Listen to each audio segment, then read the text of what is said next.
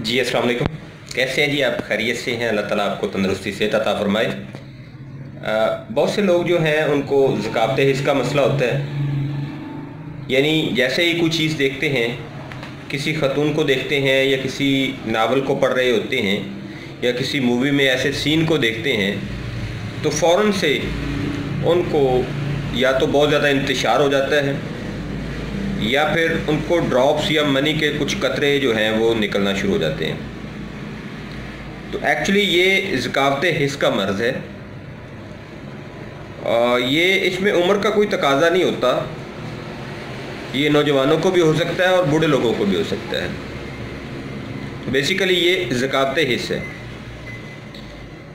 अगर इसमें मिजाज के हवाले से हम बात करें तो गर्म मिजाज के जो लोग आते हैं उनको ज़कात हिस्स का प्रॉब्लम होता है।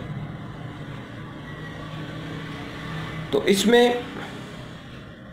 एक तो आप लोगों को अपने माहौल को तब्दील करना चाहिए, बावजू रहना चाहिए, नेक काम करने चाहिए, नेक लोगों की महफ़िल में बैठना चाहिए और कभी भी अकेले नहीं रहना चाहिए।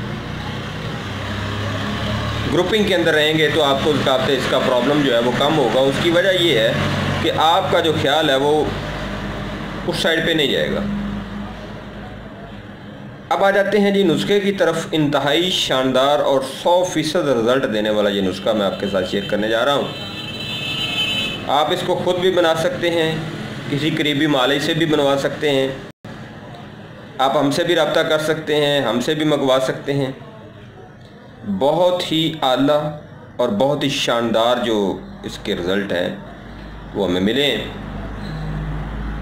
तो नुस्खा नोट फरमाएं। रीछ बरगद या बोड़ की दाढ़ी, दूसरे नंबर पर जड़ बरगद, बोड़ की जड़ें, और तीसरे नंबर पर मुश्क काफूर, और चौथे नंबर पर पोस्त कोकनार, और पांचवें नंबर पर चीनी। तो कुल इसके 5 अज्जा हैं। रीछ बरगद यानी बोड़ की जो दाढ़ी है वो आपने लेनी है जी 20 ग्राम। बोड़ की जो कच्ची जड़ें जो कि अद्वियात के अंदर इस्तेमाल होती हैं वो भी आपने लेनी है 20 ग्राम। पोस्त कोकनार वो भी आप लेंगे जी 20 ग्राम। और इसमें 4 ग्राम आप जो है वो सत काफूर डालेंगे और फिर चीनी जो है वो आप डालेंगे इसमें 60 ग्राम। तो ये एक बेहतरीन मरकब बन जाएगा आपके पास। इसको इस्तेमाल करें तो इंशाल्लाह आपका ज़कात हिस्स का जो मसला है वो हमेशा हमेशा के लिए ठीक हो जाएगा। अस्सलाम वालेकुम।